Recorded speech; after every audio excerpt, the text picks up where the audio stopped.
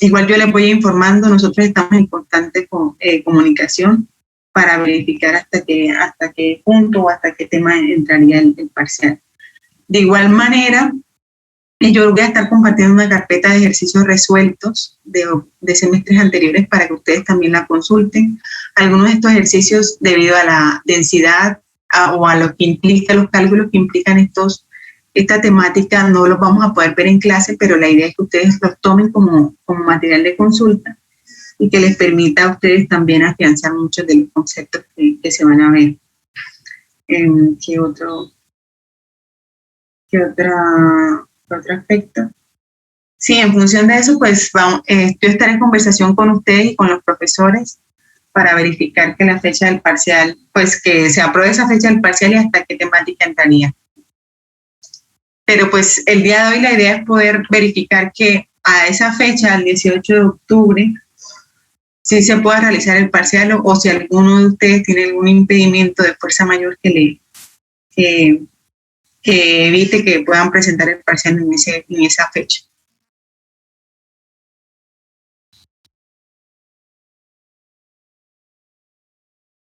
¿No? Ok. Entonces tentativamente quedaría... Buenos días. Qué pena, profe, yo entré algo tardecito. ¿Qué fecha es? ¿Es tan amable y me recuerda? Sí, señora. La fecha tentativa del parcial es el 18 de octubre. El 18 de octubre es un lunes festivo. Sí, el lunes festivo de octubre, 18 de octubre.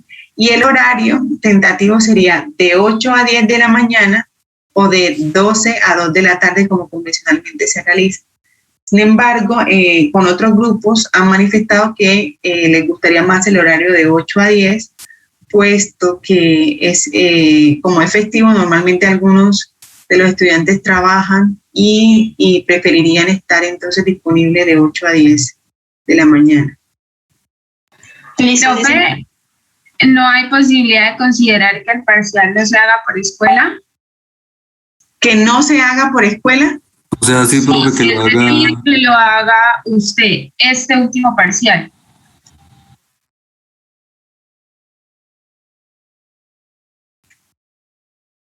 No sé, voy a consultar, pero lo que sucede es que, como les comentaba y como acordamos o como se acordó desde el inicio de la materia, cada parcial, cada corte se distribuye o se le asigna a un profesor. Entonces, el corte pasado fue la profesora Débora, este corte fue la profesora Claudia y mi persona, y el último es el profesor Omar. Entonces, sería como incumplir o afectar ese acuerdo al que llegamos y pues fue algo que se acordó desde el inicio de la materia. Entonces, hacer esos cambios a esta hora pues no sería tan conveniente. Lo que sí les propongo, y teniendo en cuenta pues la situación de acortar el semestre, era que yo en la clase pasada incluso les había comentado la posibilidad de que este último parcial, un porcentaje del parcial, sea un taller o un trabajo que les deje como asignación y ese computaría con la nota final. ¿Sí? Entonces, esa es la opción que les propongo por ahora. Sin embargo, voy a llevar todas estas inquietudes a los profesores y les estoy comentando. Por ahora lo que queremos cuadrar es la fecha del parcial. Igual, ya sea por escuela o que lo haga yo, que lo haga individualmente cada profesor. Esto sería para el 18 de octubre, teniendo en cuenta que esa semana también, desde el 18 hasta déjenme revisar un momento, del 18 hasta el 23 son semanas de habilitación. Entonces, la idea es que tampoco se junte todas esas fechas para las evaluaciones con los estudiantes que no pudieron presentar en alguno de los cortes. ¿Vale? Entonces, esa es la propuesta que por ahora les puedo manejar para el último parcial. ¿Alguien me levantó la manito? Por aquí. Creo que fue Kelly. Kelly Juliana Pedraza. ¿Me ibas a preguntar algo? En mi caso, profe, pues sí estaba hablando con una compañera y ella dijo que el grupo del profesor Benavides ya prácticamente terminaron tema. Sí. Entonces no sé si eso pues implica en que nos quedemos cortos en algo.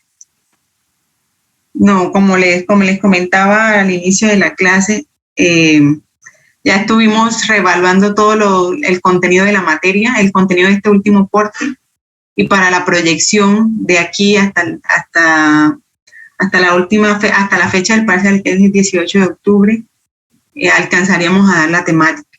Como les digo, tanto la profesora Débora como la profesora Claudia hasta esta semana comenzaron tema de destilación. Igual nosotros también, digamos que estamos en firme en este tema esta semana. Y la idea es que dependiendo del ritmo de nosotras, pues se establezca el contenido del parcial. Entonces, si bien él va avanzado y ya ha desarrollado muchos de los temas, como es un parcial por escuela, vamos a tener esa consideración. De hecho, con la profesora Claudia, estamos mirando la posibilidad incluso de no incluir parte o todo el contenido de esta temática, pero todo va a depender del ritmo en el que avancemos en torno a todos los grupos. ¿Listo?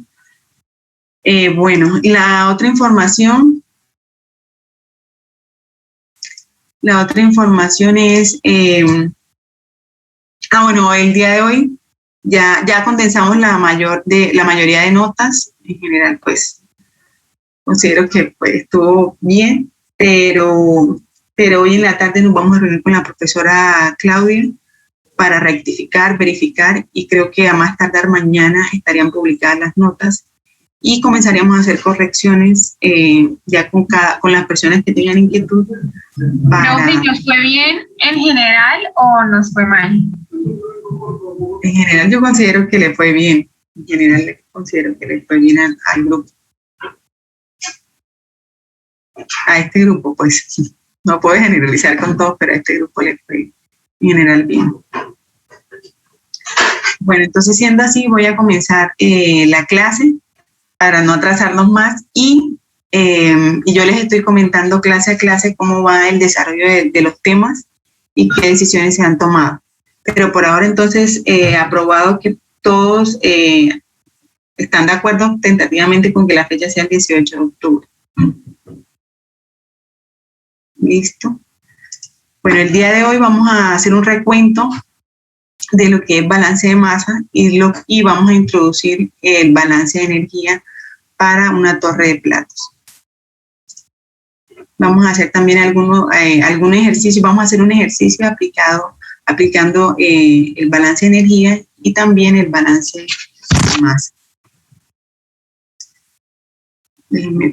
¿Ya pueden ver mi pantalla? Voy a comenzar a grabar la clase. Sí, profesor. Recording in progress. Listo. Bueno, durante la clase pasada estuvimos viendo el balance en la torre, el balance de materia en la torre, y pudimos obtener una expresión que nos permitía correlacionar el destilado con la alimentación, y en función de esas fracciones molares, ya sea de alimentación, de la zona de residuo, o la zona del destilado y la zona de residuo. Entonces, a partir de este balance, se vio la necesidad de poder entonces hacer un balance para la zona de enriquecimiento, que es la zona que se encuentra en la parte superior o por encima del plato de alimentación, y entonces pudimos correlacionar una relación de reflujo con la fracción molar de la fase gaseosa y la fracción molar de la fase líquida. Igualmente obtuvimos una expresión para el balance de materia en la zona de agotamiento, correlacionando esa fracción molar de gas con la fracción de líquido tanto en la zona de agotamiento y con la fracción molar de residuo.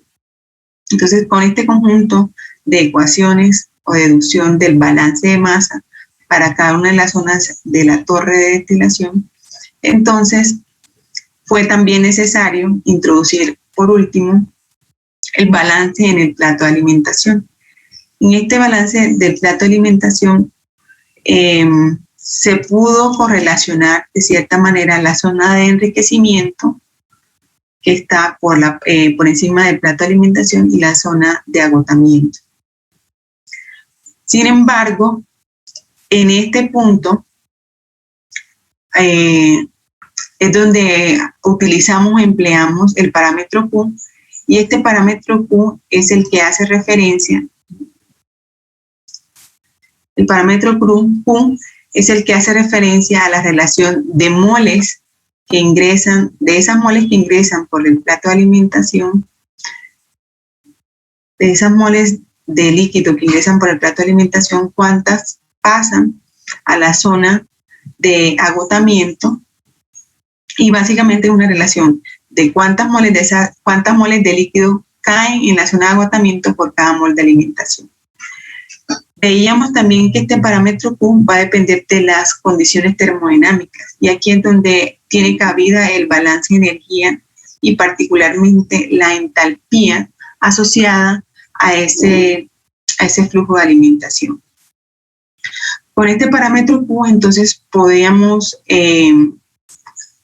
correlacionar el flujo de líquido en la zona de agotamiento con el flujo de líquido en la zona de enriquecimiento, el parámetro Q y el flujo de alimentación. Igualmente, para la fase vapor, el flujo de vapor en la zona de agotamiento, el flujo de vapor en la zona de enriquecimiento y el flujo de alimentación. Entonces, con este parámetro Q es donde completamente podemos integrar los balances de la torre, el balance de la torre, el balance general de la torre, el balance en la zona de agotamiento, en la zona de enriquecimiento y finalmente en el plato de alimentación. Con este conjunto de ecuaciones vimos también cómo dependiendo de esa condición termodinámica de alimentación, y con la condición termodinámica de alimentación hacemos referencia a qué estado o en qué fase se encuentra la corriente de alimentación. Entonces, gracias a este diagrama de temperatura versus fracción molar, podemos identificar, dependiendo de esas condiciones, podemos identificar si ese flujo de alimentación va a entrar como líquido en esta región que se encuentra por debajo de la línea de temperatura de burbuja, si está en zona de mezcla o si está por encima de la curva o de esta curva de la temperatura de residuo.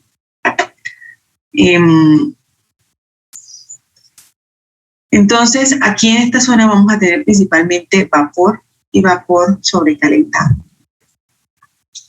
Veíamos también entonces que dependiendo de esta alimentación vamos a tener que esta corriente puede entrar en la zona de líquido saturado y que entonces el parámetro Q va a ser igual a 1, aplicando entonces el balance del plato que correlaciona tanto la zona de enriquecimiento como agotamiento. Entonces vamos a observar que el flujo de vapor y de vapor en la zona de agotamiento va a ser igual al flujo de vapor en la zona de enriquecimiento. De forma análoga, identificamos también que si este vapor entra como vapor saturado, que sería en este punto, o que cae sobre esta curva de temperatura de rocío, ese parámetro Q va a ser igual a 0. O incluso puede también entrar en zona de mezcla, en donde esa alimentación, esas moles de alimentación que entran en esta corriente de alimentación, se van a contribuir tanto en la fase vapor como en la fase, o hallar el caso en donde esta alimentación sea o se constituya principalmente como líquido frío, y entonces esta alimentación va a contribuir principalmente al líquido que cae a la zona de agotamiento. Finalmente, tenemos el último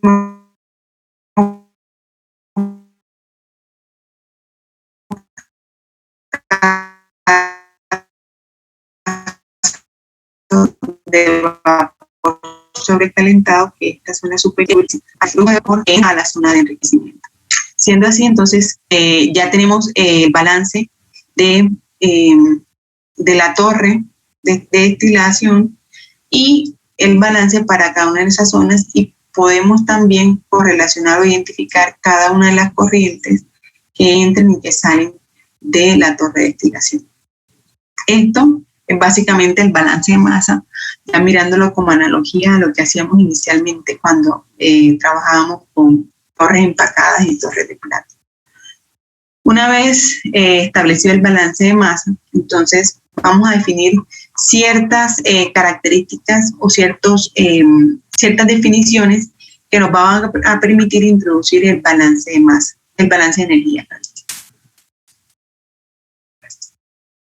Entonces, este parámetro Q, o condición termodinámica de alimentación, va a depender directamente de las entalpías de la mezcla que se alimenta en la torre, tal como se vio en la diapositiva anterior. Entonces, ese parámetro Q va a depender precisamente de en qué condiciones entra ese flujo de alimentación, y a su vez, dependiendo de esa condición, va a estar condicionada o va a estar relacionada con las entalpías de la mezcla que se alimenta a la torre.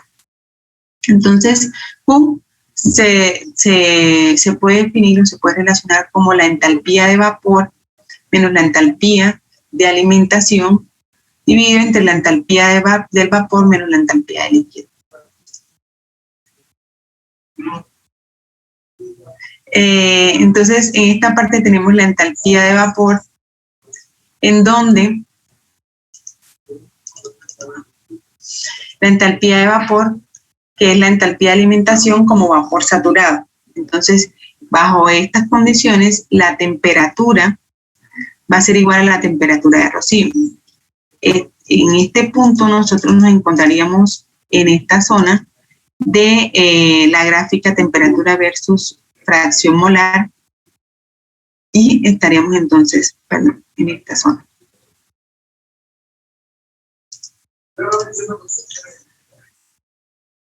Igualmente, HL, la entalpía de alimentación como líquido saturado, en donde la temperatura va a ser igual a la temperatura de burbuja, que es en la parte superior del equilibrio líquido-vapor. Y finalmente tenemos la entalpía de alimentación a las condiciones de entrada, en donde vamos a tener que esa temperatura de esa corriente va a ser igual, o la vamos a llamar temperatura F, para hacer referencia que es la temperatura de esa corriente de alimentación. Bajo esta definición, entonces, tenemos los casos que vimos anteriormente. Si esa condición de alimentación, Q es igual a 1, entonces entraría como líquido saturado.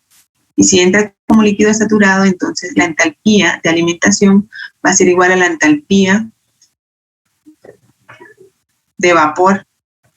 Perdón, aquí me equivoqué, voy a corregirlo enseguida. Esta entalpía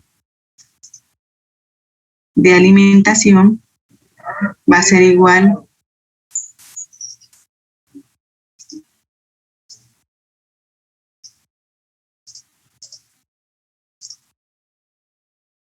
HB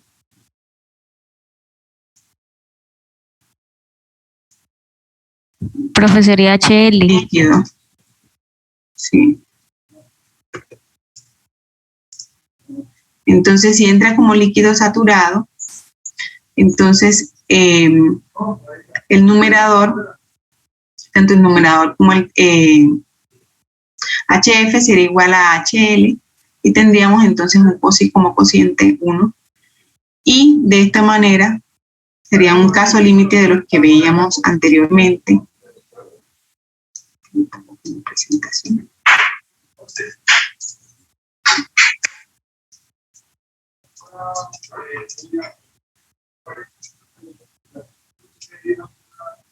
Listo.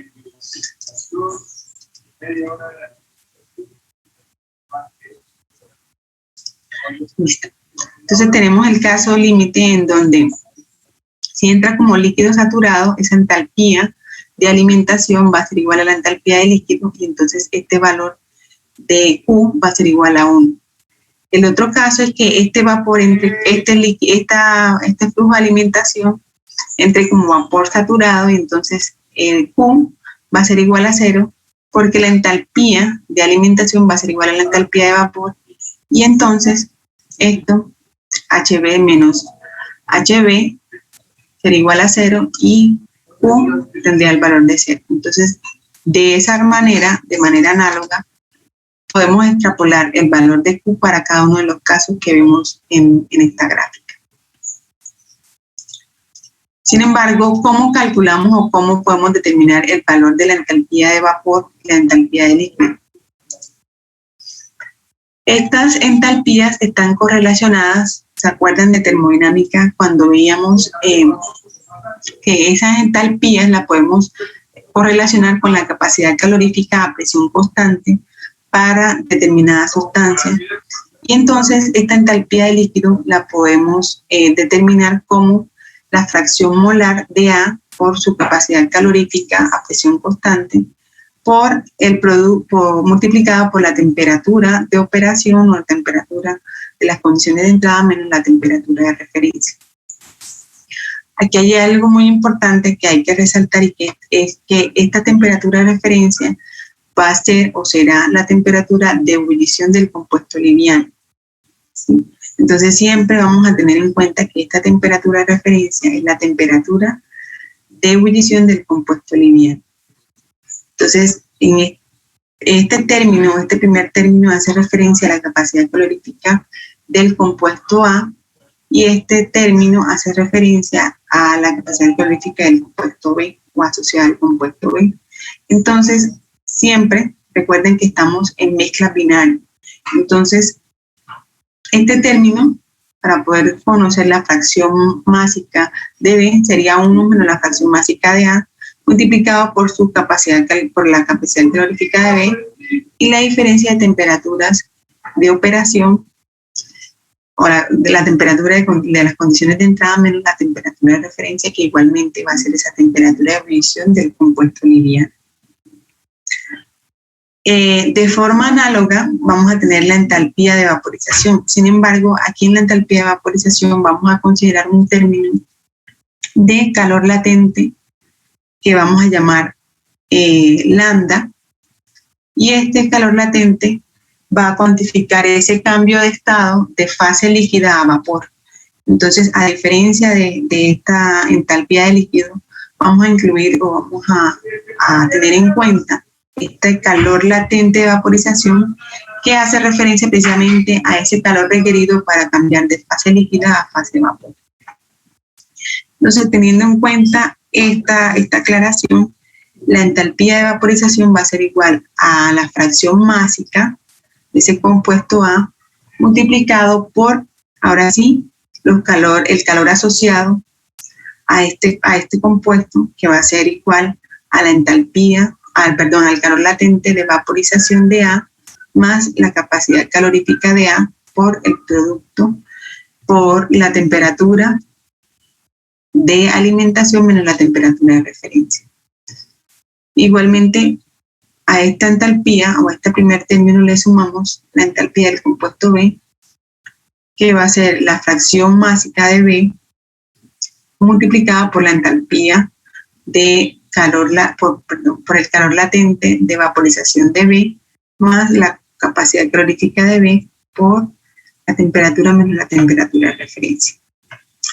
Ahora, ¿qué pasa? Nosotros, fíjense que esta temperatura de referencia es con respecto al compuesto liviano. Sin embargo, cuando en el caso en que nos reporten el calor latente de vaporización del compuesto pesado, tenemos que hacer un ajuste con respecto a esta temperatura de referencia para poderla hacer, digamos que hacer referencia a esa misma temperatura. En este caso hablamos de la temperatura de ese compuesto liviano. Entonces, cuando nos suministren la temperatura del compuesto, por ejemplo, el calor latente de vaporización del compuesto pesado, tendremos que utilizar este ajuste para que esta temperatura de referencia sea con respecto a la temperatura del compuesto liviano, y utilizamos para ello esta expresión.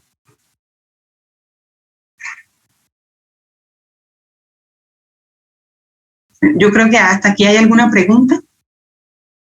Profe, SZA es... Esa es la fracción másica de alimentación para el compuesto A. En la alimentación vamos a tener tanto el compuesto A como el compuesto B. ¿Cierto? Profe, pero ¿fracción másica o fracción molar? Fracción molar, perdón, fracción molar. Ah, ok. Fracción molar. Fracción molar, sí, señora. Entonces, hasta aquí lo que hemos correlacionado es, primero, hemos visto los balances en cada una de las zonas, hemos hablado del parámetro Q, que son las moles de alimentación que pasan a la zona de empobrecimiento o de agotamiento, y también hemos hablado que este parámetro Q va a estar directamente relacionado con las entalpías de vapor, de líquido y de alimentación. Y que estas entalpías a su vez están relacionadas con la capacidad calorífica a presión constante de cada uno de los compuestos con respecto a una temperatura de referencia.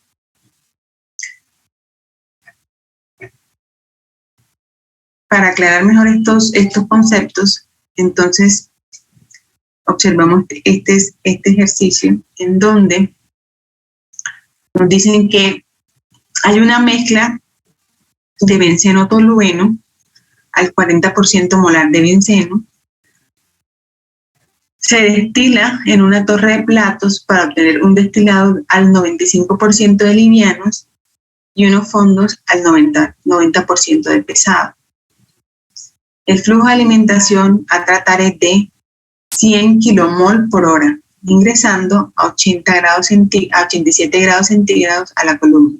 Entonces tenemos la temperatura de alimentación y tenemos el flujo másico, el flujo molar de alimentación. Asimismo se devuelve 2.5 moles de líquido por mol de destilado. Y esto nos hace referencia al reflujo. Y nos piden calcular los flujos de tope y de fondo, además de las corrientes internas en la torre. Cuando nos piden esto, básicamente nos están solicitando aplicar los balances de masa para cada una de las zonas de la torre. Como datos adicionales, entonces nos dan una tabla en donde nos relacionan la temperatura de burbuja para el benceno y el tolueno, la capacidad calorífica para el líquido y el vapor, para la fase líquido y vapor de cada uno de los compuestos, y el calor latente de vaporización a las condiciones de temperatura de burbuja de cada uno de los compuestos. El enunciado, a partir del enunciado, entonces podemos establecer o obtener el flujo de alimentación, que son 100 kilomol por hora, la fracción másica de alimentación, que es de 0.4, la temperatura de alimentación, que es 87, la fracción molar de destilado, que es 0.95, el reflujo, que es 2.5, y la fracción molar de pesado, que es 0.1. Con esta información, entonces, la primera parte va a ser el balance general de la torre. Recuerden que el balance general de la torre nos permite correlacionar esas fracciones molares de alimentación, de destilado y de pesados. Estos datos nos los proporciona el enunciado. Entonces, adicional a ello, también tenemos el balance general de las corrientes que ingresan y que salen de la torre. También conocemos la relación de reflujo y haciendo un balance en el condensador podemos también conocer las corrientes de vapor con respecto a esa corriente de líquido que retorna a la torre y la corriente destilada. ¿Alguno quiere ganarse un punto sobre este último parcial, desarrollando esta parte, desarrollando el balance de la torre? Aquí les dejé incluso el espacio para que lo puedan hacer. Profe, yo lo hago. ¿Quién me habló? Yo, profe. Ángela. Ángela. Listo, adelante, Ángela. No, pero entonces con la plumita que de ahí o con... O si quieres me puedes proyectar como te parezca más fácil.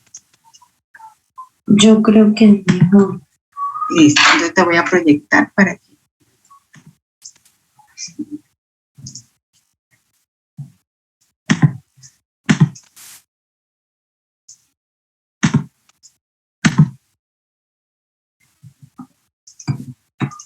Ángela, pero yo te veo como Wilfredo, Wilfer, Leandro. Sí. No, ya. Vamos a... No, profe, ahí yo la veo como Ángela. Sí. Listo, Ángela. ¿Ángela qué? ¿Me recuerdas tu apellido? Marcela Rodríguez.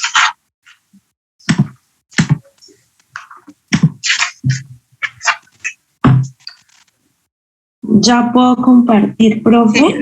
Sí, señora.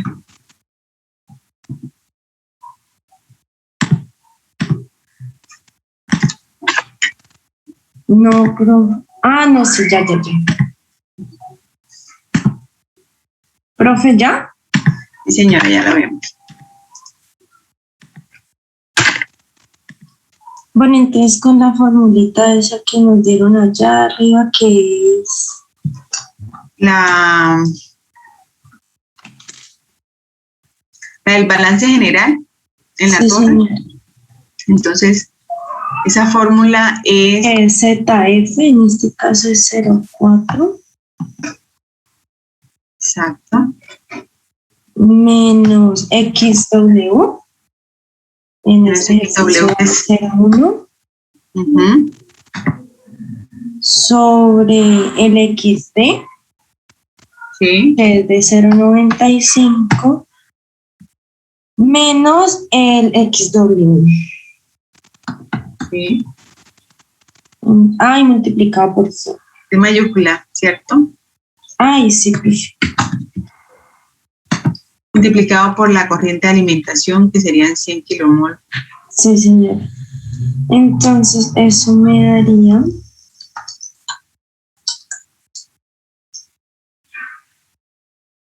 $35.3 kilomol por hora sería. Sí. Listo.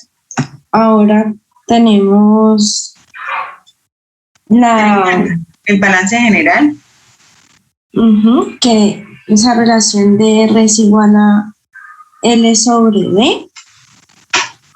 R es igual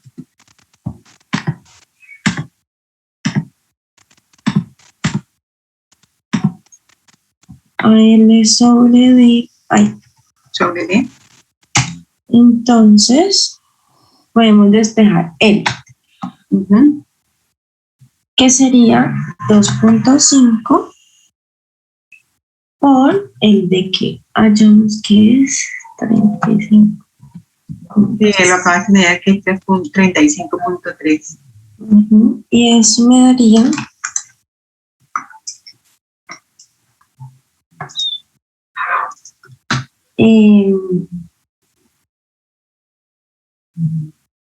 88.25. También sería... Entonces ya conocemos la corriente de destilado, la corriente de reflujo. ¿Qué más podemos determinar? Podríamos hallar el B, ¿no? Porque tenemos la de general, que es L más D. B es igual a L más D. Sí. Entonces, B es igual a L más D.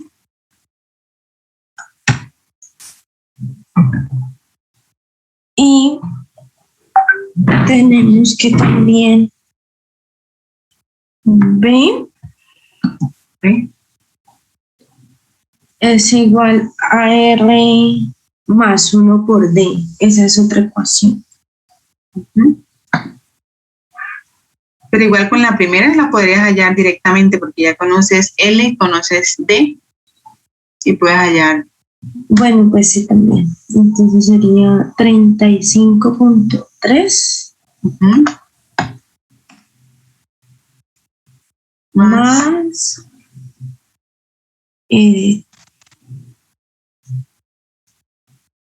88.2 25 y eso me da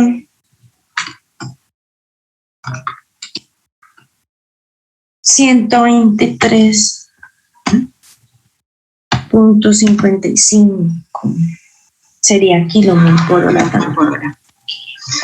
De allí también nos hace falta una corriente. Ya tenemos la de entrada, la de destilado y nos falta la de pesados. Sí, que la podemos hallar por el balance global o general en la torre. ¿Recuerdas? Que ese balance nos dice que el flujo de alimentación va a ser igual a el destilado más los fondos. Ay, pero me compartir las diapositivas. Espera, yo busco la ecuación. F, si quieres te la doy. F, que es el flujo de alimentación, va a ser igual a D más W. Ya. Listo. Exactamente. Entonces allí ya podríamos hallar la corriente. Podríamos hallar W.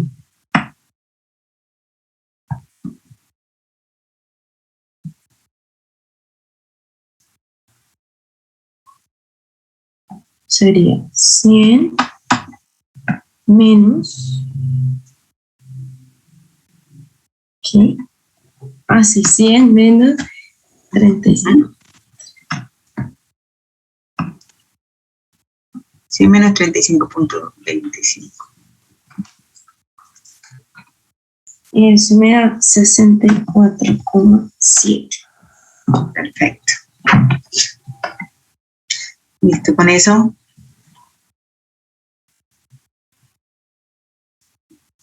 Tendríamos las corrientes en la torre. Muchísimas gracias, Ángela.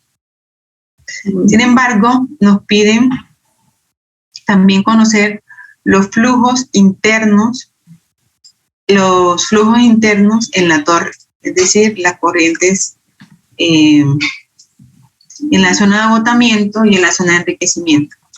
Voy a compartirles para continuar.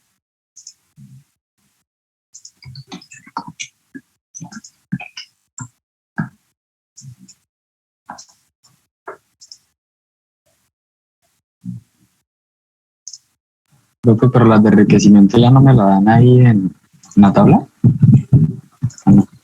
No, en la tabla te dan las condiciones de capacidad calorífica. Mira que en la tabla lo que nos relacionan son las condiciones de capacidad calorífica del líquido y del vapor. Mira que lo que nos dan acá son las condiciones de capacidad calorífica en kilojoules sobre kilomol por Kelvin. Y nos las dan para el líquido y para el vapor, y esta información es la que nos permite luego determinar la entalpía de vapor y de líquido para las corrientes que estemos asociando en el balance de energía. Entonces, esas corrientes internas aún no las conocemos. Hasta ahorita Ángela nos ayudó con las corrientes de alimentación, pues ya la conocíamos, pero ya nos permitió determinar la corriente de destilado, la de pesados,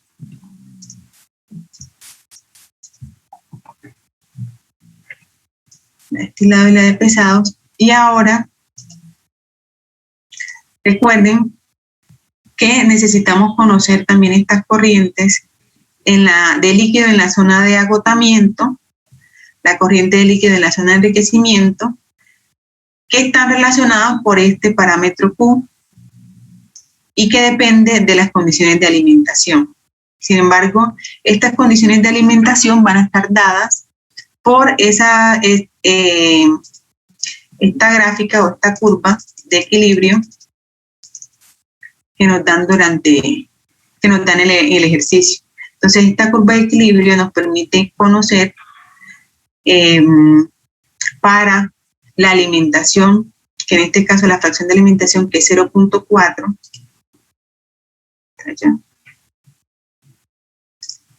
Entonces, para esta condición de alimentación, que es 0.4, yo tengo esta curva de equilibrio en donde voy a tener el punto de burbuja,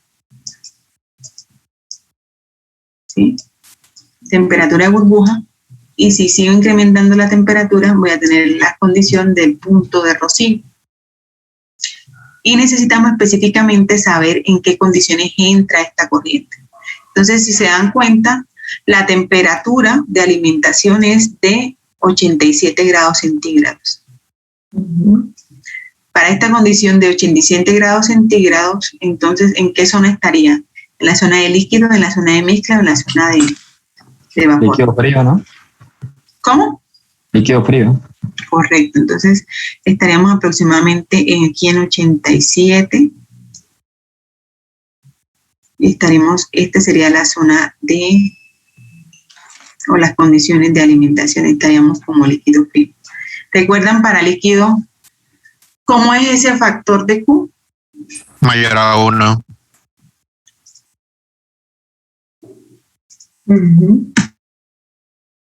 Para líquido, exactamente. Para líquido frío, ese Q es mayor que 1.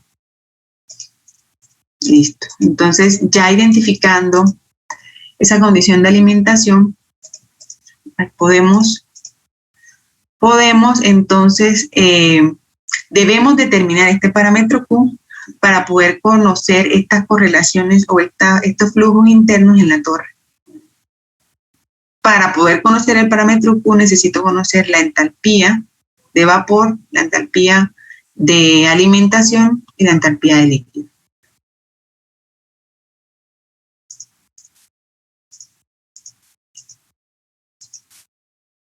Entonces, bueno, esto fue lo que les mostré anteriormente. Aquí en la zona de alimentación, para la fracción molar de alimentación, que es de 0.4, tenemos que la temperatura de burbuja es de 95 grados centígrados, la temperatura de rocío es de 102 grados centígrados y tenemos también la temperatura de alimentación que es de 87 grados centígrados y entonces podemos determinar que entra como líquido frío. Pero ¿para qué nos sirve determinar la corriente, la temperatura de rocío y la temperatura de burbuja? Porque recuerdan que esas entalpías están en función de esa condición termodinámica de las corrientes que entran a la torre. Entonces, devolvámonos un poquito acá. Entonces, H a su vez está relacionado con las entalpías y las entalpías de alimentación como líquido saturado. Consideramos que esa temperatura va a ser igual a la temperatura de burbuja y la entalpía de alimentación como vapor saturado va a ser igual a la temperatura de rocío. Por eso es importante que para esas condiciones de alimentación podamos determinar la temperatura de burbuja y la temperatura de rocío y poder determinar esas entalpías de vapor y de líquido. ¿Listo?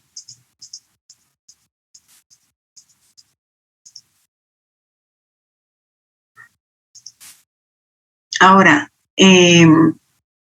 conociendo la temperatura de burbuja, puedo entonces determinar la entalpía de líquido como la fracción de alimentación de A por la capacidad calorífica, la temperatura de alimentación menos la temperatura de referencia, y de la misma manera para el compuesto B, ¿cierto? Igualmente para la entalpía de alimentación como vapor saturado, tengo primero que hacer el ajuste de calor latente porque recuerden que, mire, en esta tabla, nosotros, en esta tabla,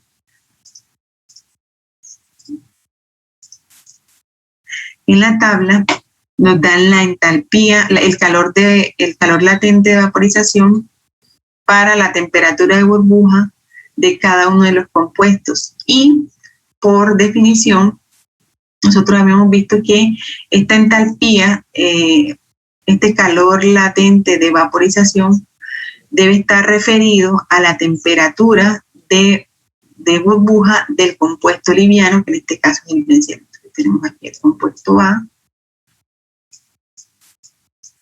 y el compuesto B.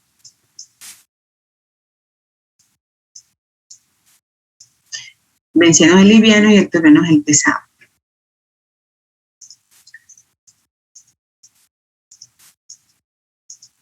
Ese es el balance.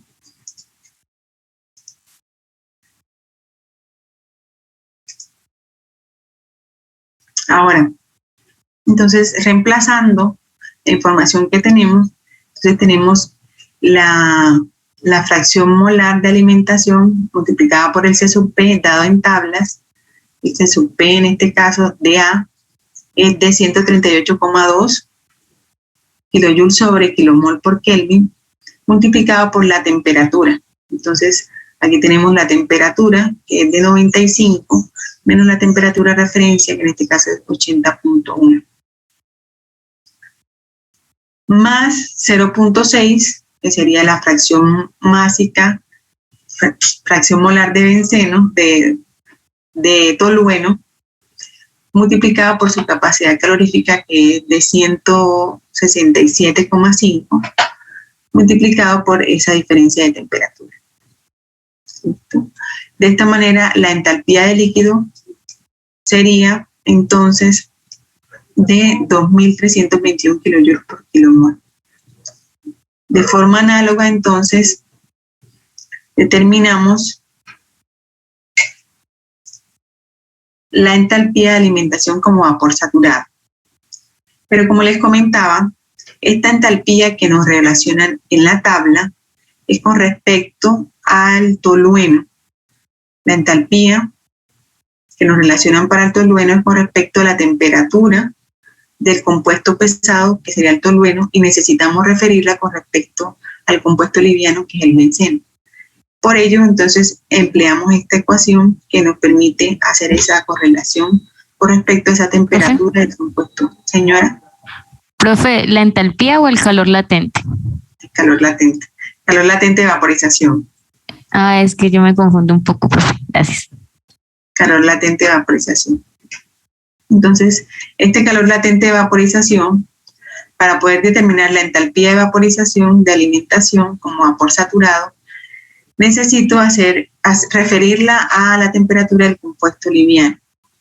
Entonces, para ello utilizo la capacidad calorífica del compuesto pesado y la refiero a esa temperatura de referencia, que es la del compuesto liviano. Entonces, simplemente acá hago el reemplazo de la capacidad calorífica del tolueno por la diferencia de la temperatura del tolueno menos la temperatura del benceno, temperatura de burbuja del tolueno menos la temperatura de burbuja del benceno, más el calor latente de vaporización del benceno, que es de 33.330 kilojoules sobre kilomol, menos la capacidad calorífica del benceno como vapor, como vapor, y multiplicado por la diferencia de temperaturas. De esta manera, entonces, ya puedo conocer el calor latente de vaporización tanto para B, que es el calculado con respecto a la temperatura del compuesto liviano, y el calor latente de A, que me lo reporta en la tabla. ¿Listo? ¿Para qué necesito esta información? Para poder calcular la entalpía de vaporización. Y a su vez la entalpía de vaporización nos permite calcular el parámetro Q. Y el parámetro Q nos permite correlacionar o determinar las corrientes internas en la torre. Entonces, a partir de esa información, entonces ya simplemente lo que hago es reemplazar la entalpía, los valores para la entalpía de vaporización.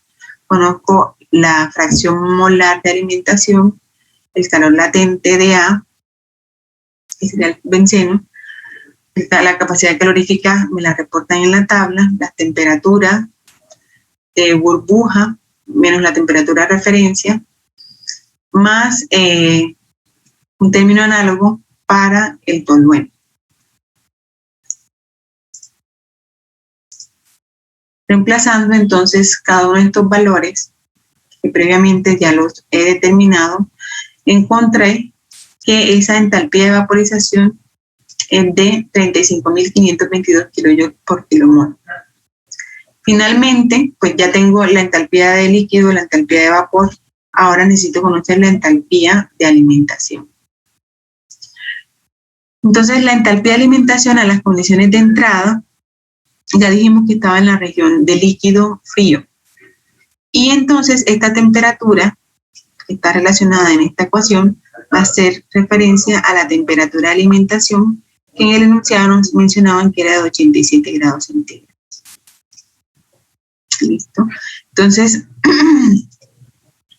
conociendo esto, reemplazo, ya conozco la capacidad calorífica del benceno, la temperatura, que es de 87, la temperatura de referencia, que es la del compuesto liviano, que es de 81, más 0.6, que es la fracción molar de tolueno, multiplicado por su capacidad calorífica y la diferencia de temperaturas.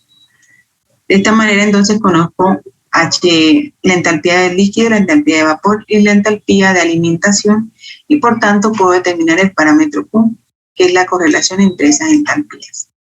¿Hasta ahí alguna pregunta?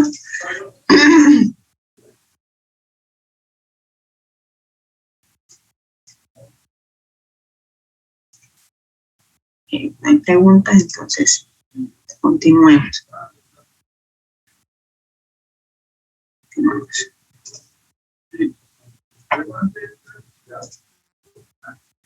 Entonces,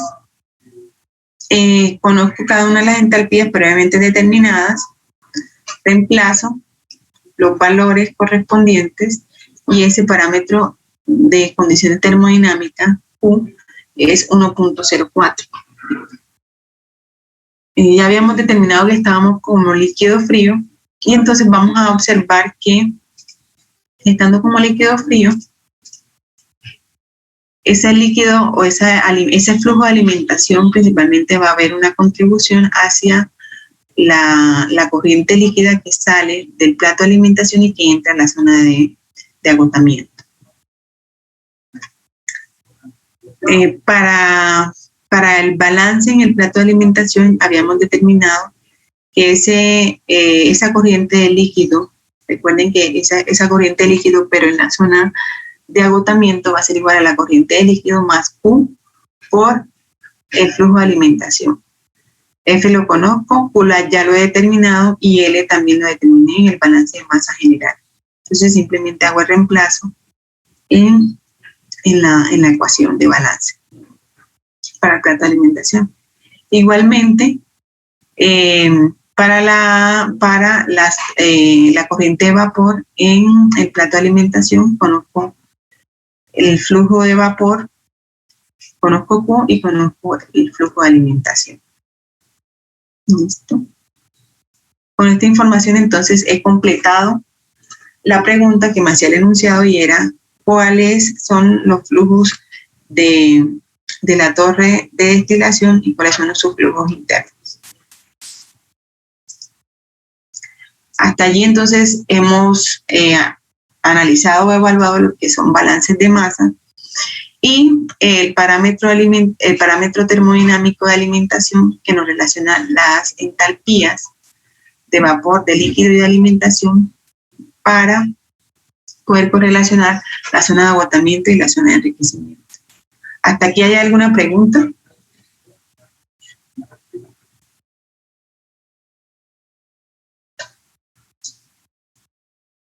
No, señora. Listo, gracias. Bueno, ahora vamos a ver lo que es el balance de energía aplicado a la torre de destilación. Entonces, desde termodinámica, nosotros obtuvimos una expresión de balance general para un sistema abierto.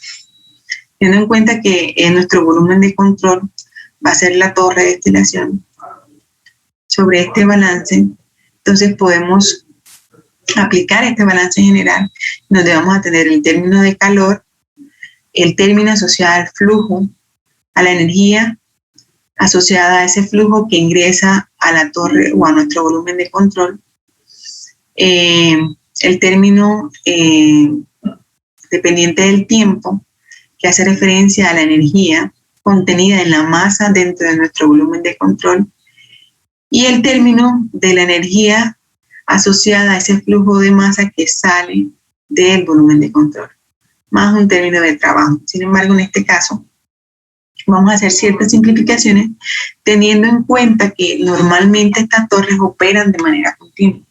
Cuando nosotros en planta o en refinería observamos en operación estas torres operan de manera continua durante normalmente un mes, 2 meses, hasta que se programan las paradas de planta en donde ellas paran su operación. Es decir, se puede considerar que estos sistemas de operación continua operan en estado estable. Bajo estas consideraciones, vamos a hacer ciertas consideraciones a nuestro balance de masa y vamos a eliminar ciertos términos. Eliminando estos términos, podemos eliminar el término de energía cinética, energía potencial, el término de acumulación de energía, igualmente tanto para la corriente de entrada como para la corriente de salida. En este caso, en este sistema tampoco se realiza trabajo sobre el sistema, solo hay un aporte, una transferencia de calor gracias a estos componentes que es el condensador y el rehervidor, y también hay un flujo másico que principalmente va a estar asociado o vamos a tener en cuenta esa entalpía de las corrientes que ingresan y que salen de la torre. Entonces, bajo estas consideraciones, nuestro balance se simplificaría como el término de calor, lo voy a hacer, más el flujo másico, más el flujo másico multiplicado por la entalpía de la corriente que ingresa, más igual al flujo másico de salida o la entalpía asociada a esa masa que sale del sistema. Entonces, en términos generales, esta sería la simplificación de ese balance general de energía. Aplicando ya la terminología o los parámetros que previamente habíamos definido, entonces podemos decir que el balance general en la torre, el balance de energía para esta torre de destilación quedaría como ese flujo de alimentación que tiene asociada una entalpía de alimentación más el calor en el condensador igual a ese flujo de destilado multiplicado por la entalpía del destilado más, perdón, aquí también tengo un error.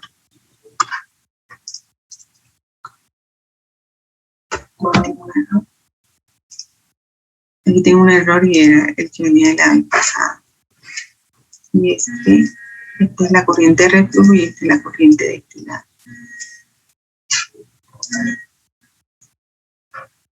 Entonces, retomemos.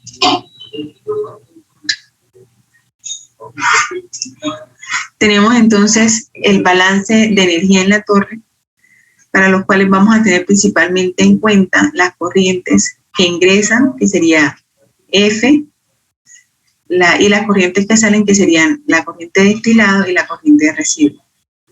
Cada una de estas corrientes va a tener cierta entalpía asociada, y entonces el balance nos quedaría de esta manera. El flujo de alimentación por la entalpía de alimentación más el calor del condensador, igual a esa corriente de destilado multiplicada por su entalpía, más la corriente de residuo multiplicada por su entalpía, y sumado a el calor del condensador. Este es el calor del hervidor y este es el calor del condensador. Adicional a ello, podemos hacer un balance en este volumen de control. Tomamos como volumen de control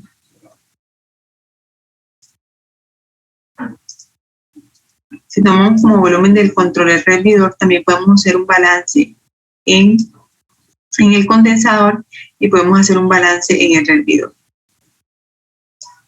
A partir de estos balances nos van a permitir correlacionar estas corrientes, tanto de destilado, reflujo y de vapor, con las corrientes de alimentación. Entonces, de este balance general y a partir del balance en el condensador, vamos a tener que hay para esta corriente de vapor que sale de la torre, va a tener cierta entalpía asociada, y ese es el primer término que encontramos en esta ecuación. Entonces podemos decir que el calor en el del condensador va a ser igual a esa corriente de vapor que sale de la torre de destilación y que entra al condensador, asociado a una composición de esa corriente de vapor menos la corriente de reflujo que sale del condensador multiplicado por su correspondiente entalpía de líquido, menos la corriente de destilado por su entalpía de líquido. Ahora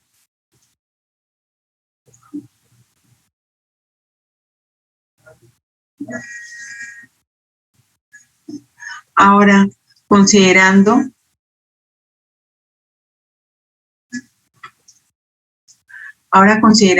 que Y, esa fracción de vapor, va a ser igual a la fracción de líquido, a la fracción másica de líquido, más la fracción másica del destilado, podemos reagrupar el balance en el condensador, quedándonos entonces como que esa corriente de vapor multiplicada por su entalpía de vapor, menos la corriente de líquido más la corriente de destilado multiplicada por su entalpía de líquido, evaluado a la correspondiente fracción másica de cada una de estas corrientes. Y finalmente, si se hace por termodinámica, recuerdan que cuando teníamos esta zona del domo,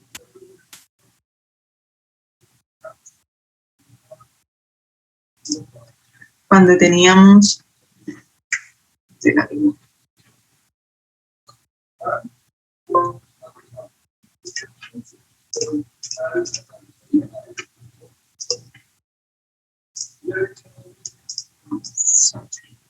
vamos a ver el diagrama termodinámico y lo planteamos acá.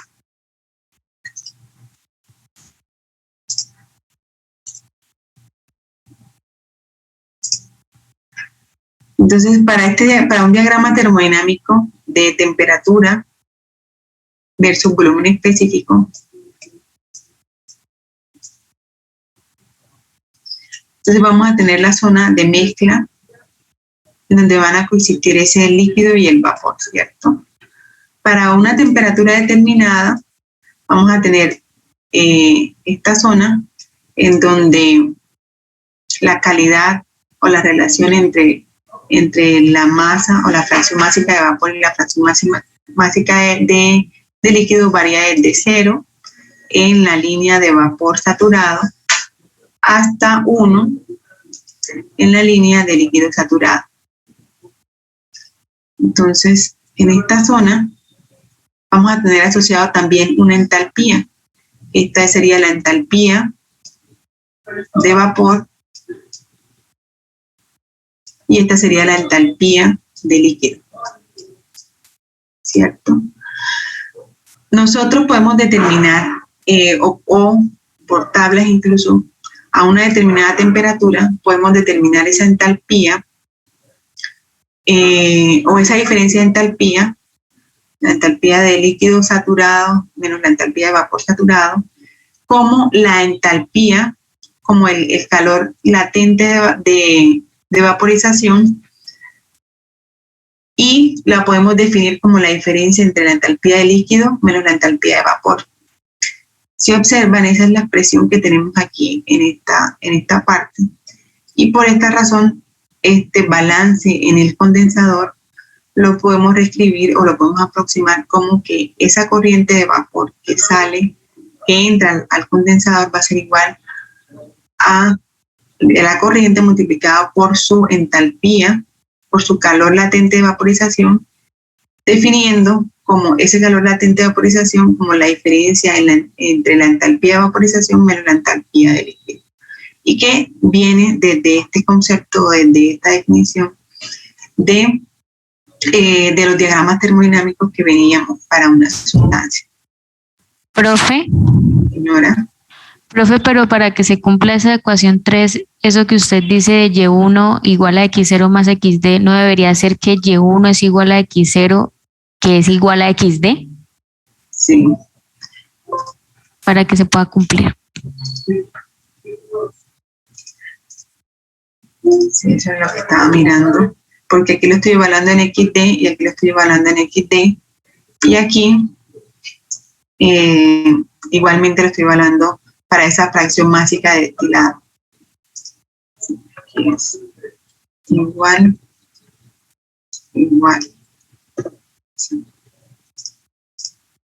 Y tiene sentido porque una vez llegamos al condensador o a esta etapa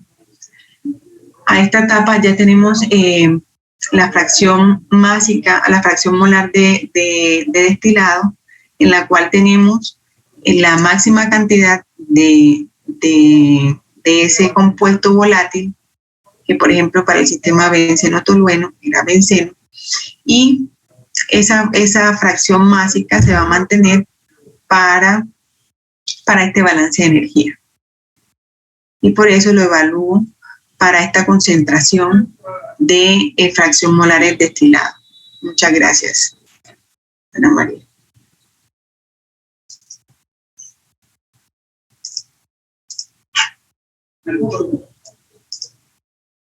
Ahora, despejando de la ecuación general de balance en la torre, podemos obtener el calor o el calor en el hervidor, despejándolo de la ecuación de balance general que la borré.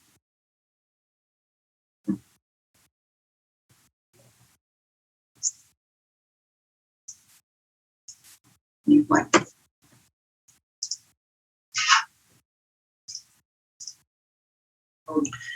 ¿Listo? Entonces, de esta ecuación de balance que habíamos determinado inicialmente, despejamos el calor en el hervidor, y este calor entonces lo podemos expresar como D por la entalpía de D más W por la entalpía de W más C por el calor en el condensador menos el flujo de alimentación por la entalpía de alimentación. Esta expresión.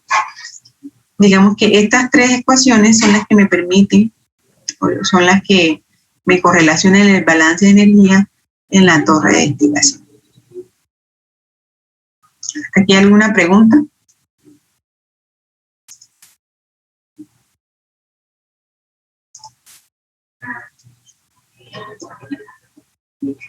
Listo, entonces si no hay preguntas, continuamos.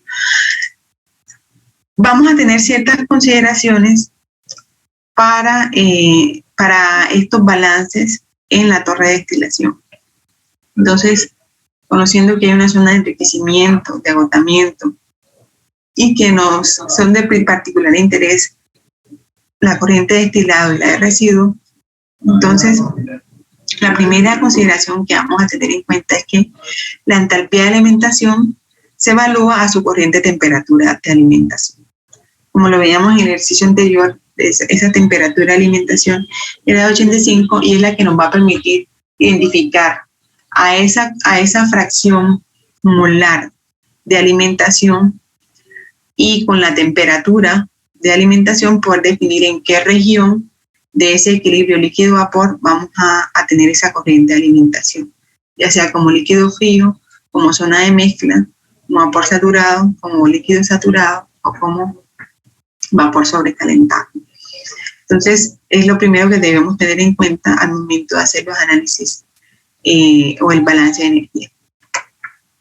Lo segundo es que esa entalpía de destilado se evalúa la temperatura de burbuja del destilado.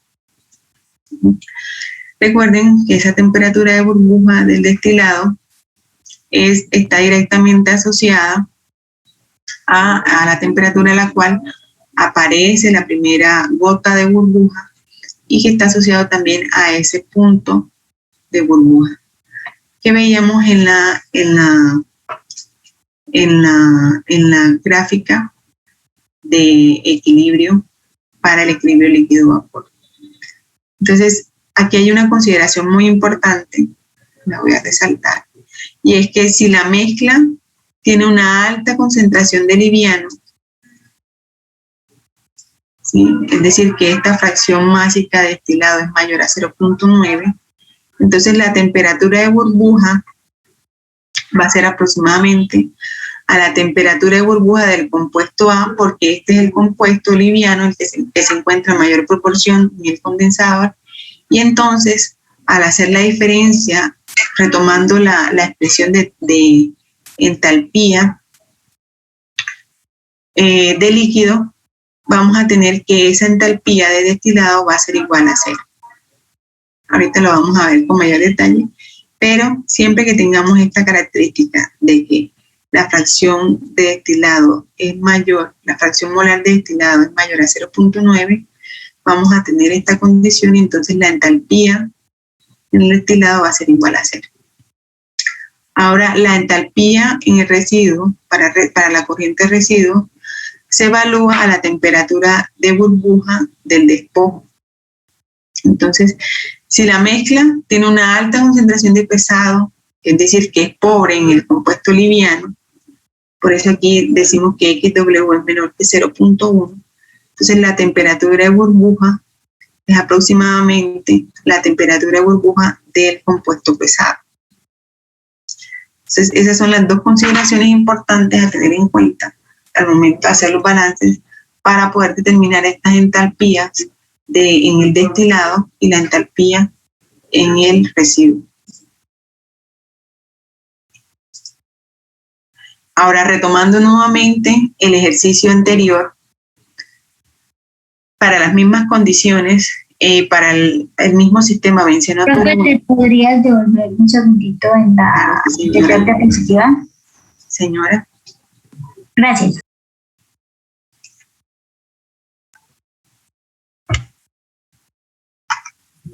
Gracias, profe.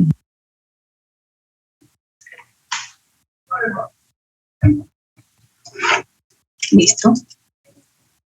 Entonces, para las mismas condiciones, para el sistema, para la misma mezcla benceno-tolueno y las mismas condiciones de alimentación y de reflujo, vamos a calcular los flujos Ay, no, perdón, aquí me equivoqué. Vamos a calcular. Aquí vamos a calcular el calor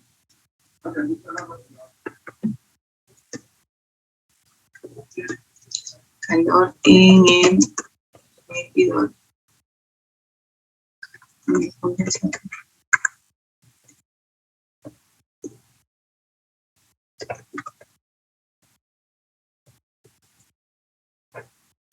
Listo.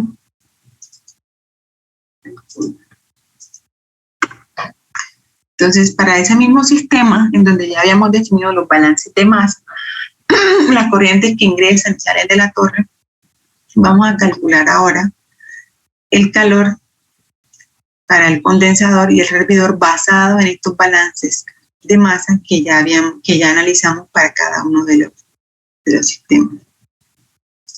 ¿Alguien quiere hacerlo? Y aquí le vamos ayudando.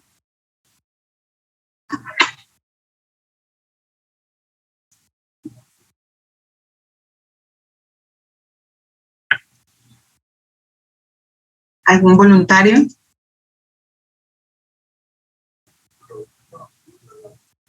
Ángela ya tiene la mayoría de información.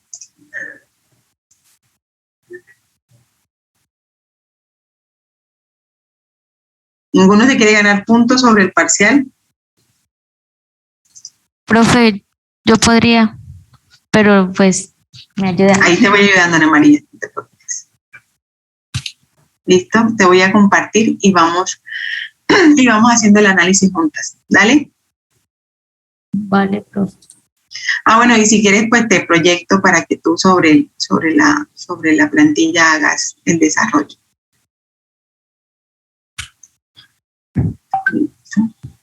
Ah, sobre su pantalla, profe. ¿Sí? Igual ya te di permiso para compartir si necesitas compartir. ¿Dale? Entonces, lo primero que vamos a analizar, vamos a tener en cuenta son estos valores. Vamos a tener los valores de... Ya pongo ver tu pantalla.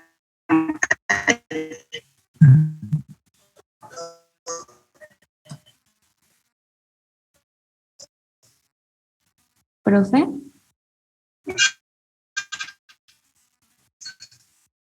Vamos a tener en cuenta que el valor de la corriente... ¿Sí, señora? Profe, es que se cortó, no escuchaba. Ay, perdón. Sí, dice que ahí la conexión está intermitente ahora. Lo primero que vamos a tener en cuenta para poder hacer el balance, entonces, son las corrientes de residuo, de destilado y de vapor que ya Ángela nos calculó anteriormente. Y nos vamos a enfocar. ¿Cómo? ¿Las escribo? Sí, ya te las doy. Entonces, W. Sí, señora, ya. W es igual a 64.7. 64.7, ¿sí? Kilomol por hora. B es igual a 132,6 kilomol por hora. 132.6 kilomol por hora. ¿Qué más? Ah, bueno, L es igual a 88,5 kilomol por hora.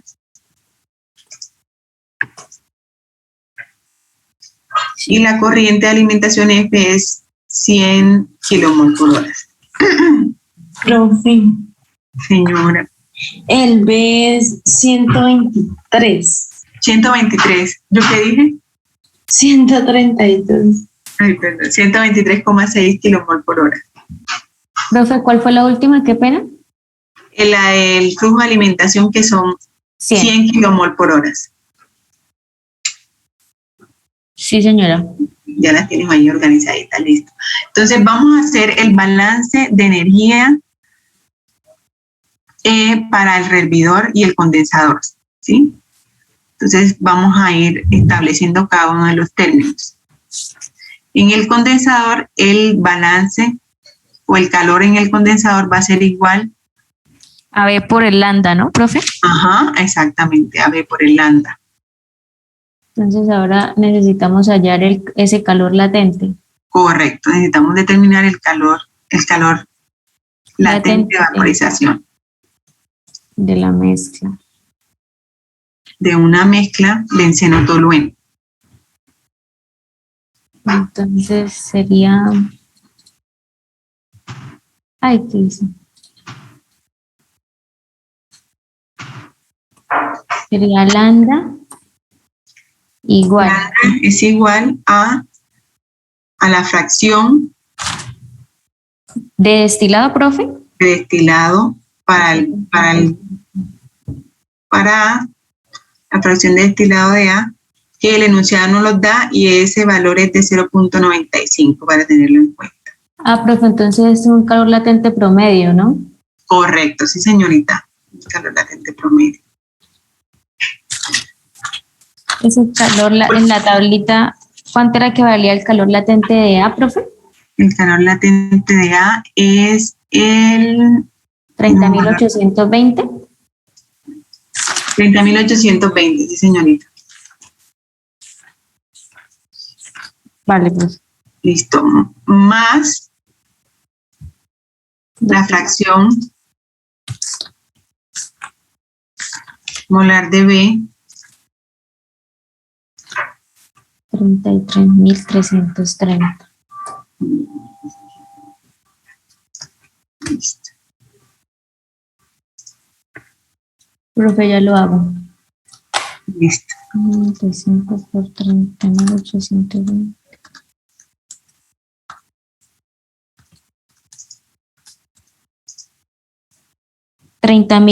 $30.945. 30.945 kilojoules sobre kilomol.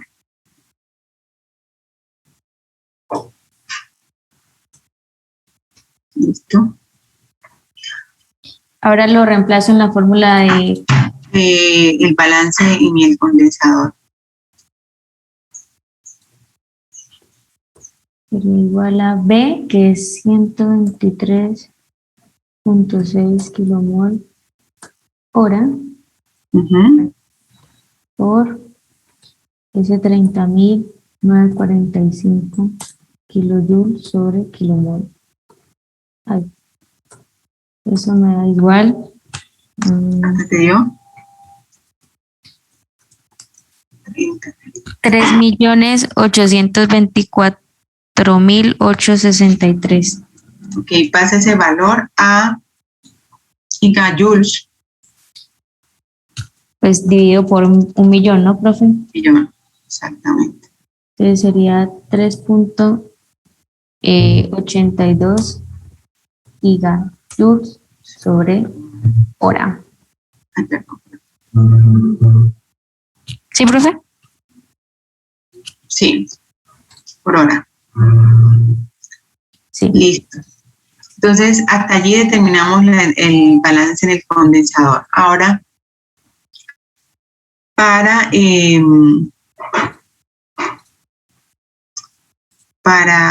determinar el balance en el rehervidor, necesitamos conocer la entalpía de alimentación, ¿cierto? Sí.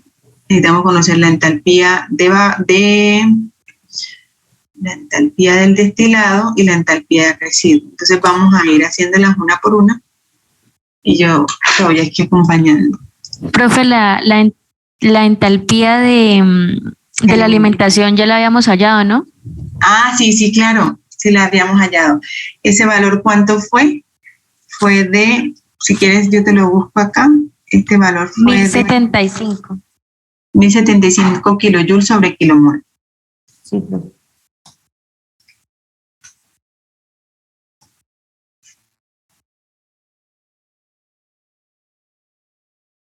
Ahora sí necesitamos hallar HD, ¿cierto, profe? HD, correcto.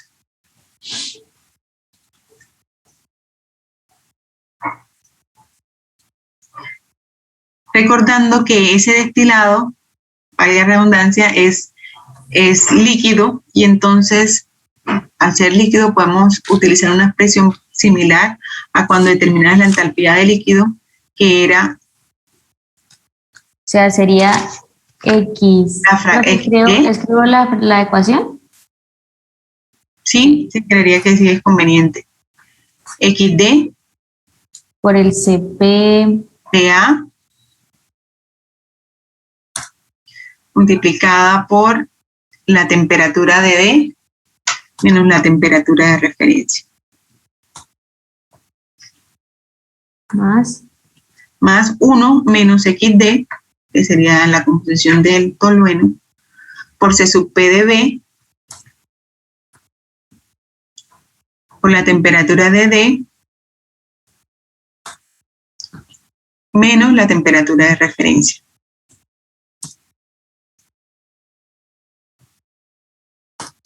Listo. Pero ojo que aquí mire que podemos aplicar algo y es una aproximación, y es que esa entalpía de D dice que ya, la mezcla profe, es alta. Ajá. Lo de XD es mayor a 0,9 y nosotros tenemos un 0,95. Exactamente. Entonces decimos que esa temperatura de burbuja que tienes allí como producto del C sub P va a ser igual aproximadamente a la temperatura de referencia de A, exactamente. Y entonces ese término se hace 0. Y por tanto la entalpía del destilado es igual a 0.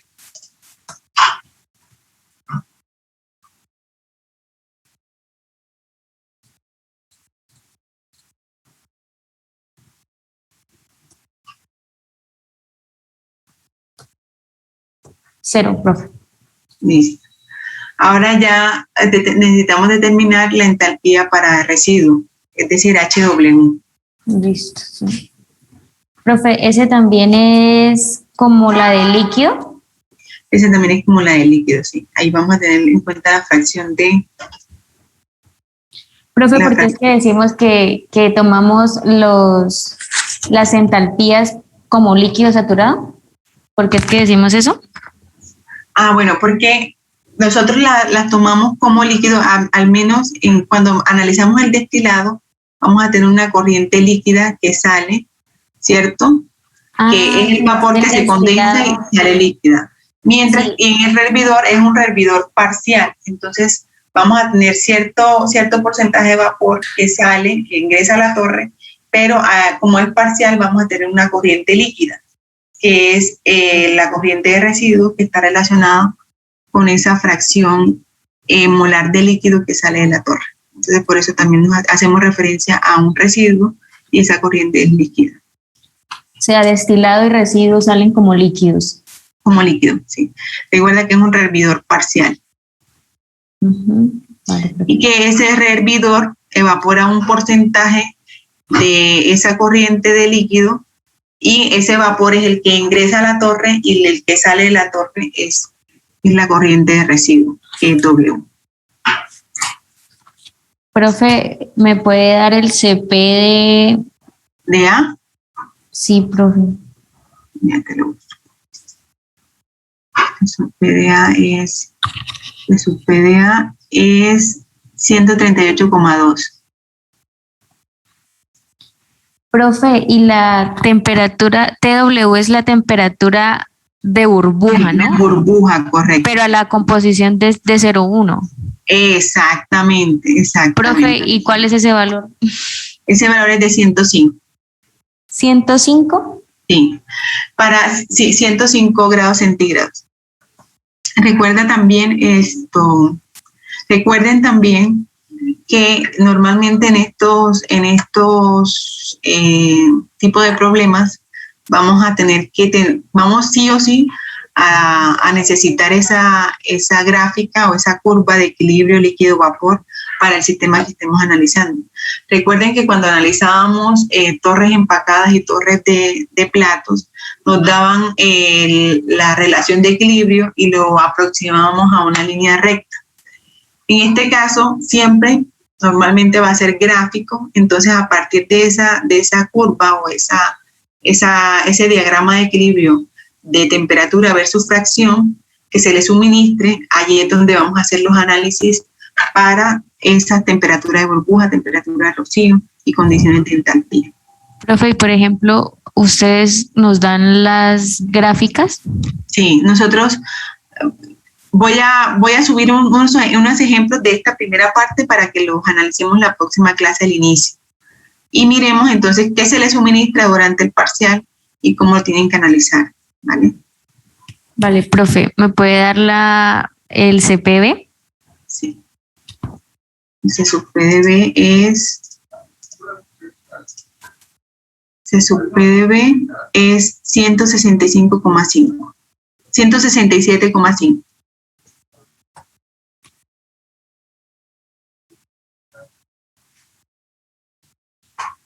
Entonces sería 105, fue el que me dijo, ¿cierto, profe? La temperatura, sí. 80.1. Listo. Listo.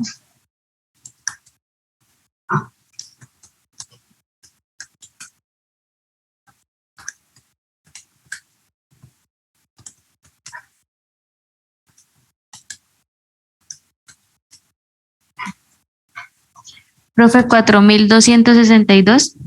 Kilojoules sobre kilomol, ¿cierto? Sí, profe. Ana María. Sí. No, para recordar tu nombre. Ah.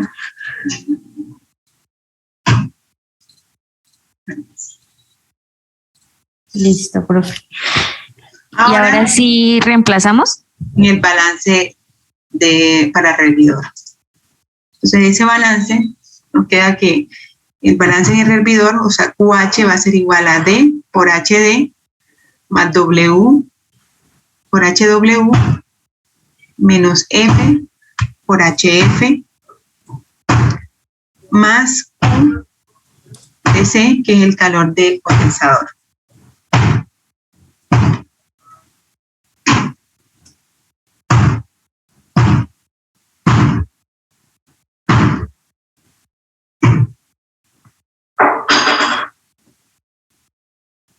¿Así, profe? Correcto, sí, señora. Ahora de allí. De cero. Exactamente. De allí. W nos había dado 64.7 por HW nos dio 4.262. Sí. 64.7. Menos 1000. Eso es 100, profe. 100. HF nos dio 1.075. 75. Más el QC, pero ahí tendría que ponerlo en kilojoule, profe. Sí, lo puedes poner en kilojoules o manejarlo todo en gigajoules. Ah, o sea, 3.82 por 10 a la 6. Sí, profe. Dividido, ¿no? Porque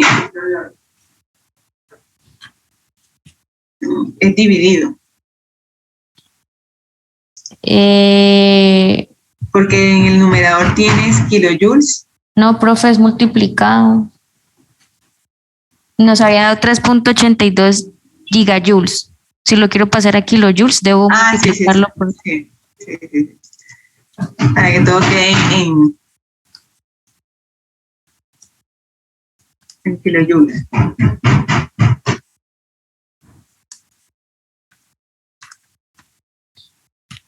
Profe, me da 3.900.000.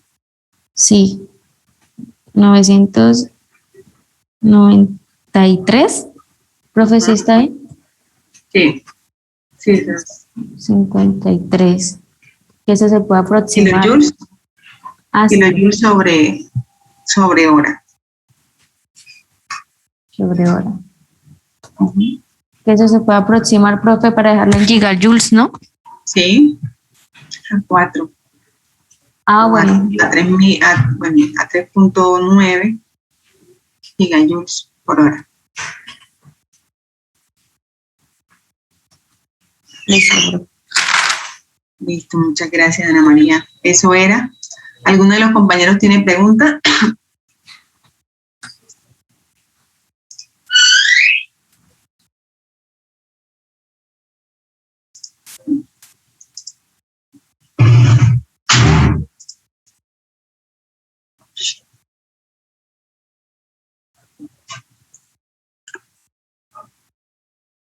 Listo. Profe, yo veo la pantalla como Cortada, cortada. ¿cierto? Sí. Yo también, no sé si es el internet que está como fallando. Ya ahora se está, ya. No, profe, sigue igual.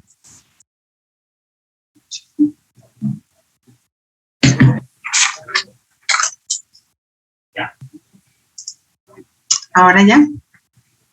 Sí, señora. Listo. Entonces, este es un ejemplo, digamos, de el empleo o la aplicación de tanto balances de masa como balances de energía para una torre de destilación.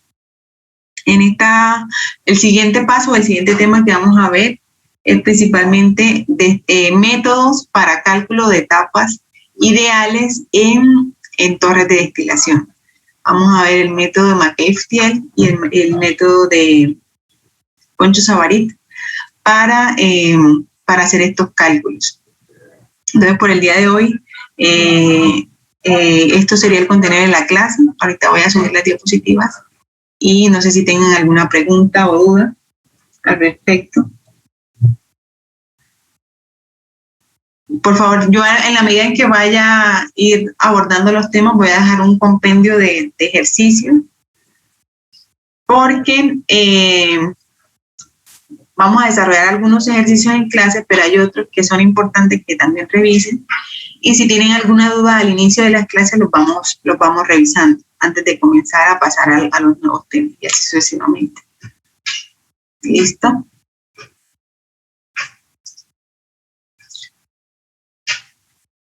Sí, claro, Ana María. Señora, señor.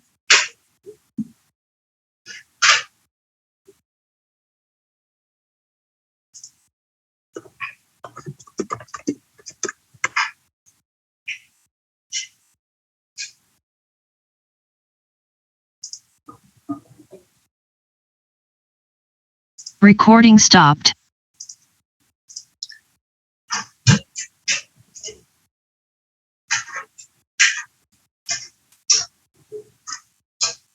Listo, entonces esto sería todo por hoy. Nos vemos el próximo jueves. Y yo creo que hoy en la noche o mañana más tardar en la mañana les estaré compartiendo la nota del parcial. Yo creo que el lunes, si no tengo ningún inconveniente, las notas parciales de trabajos y quizzes hasta la fecha.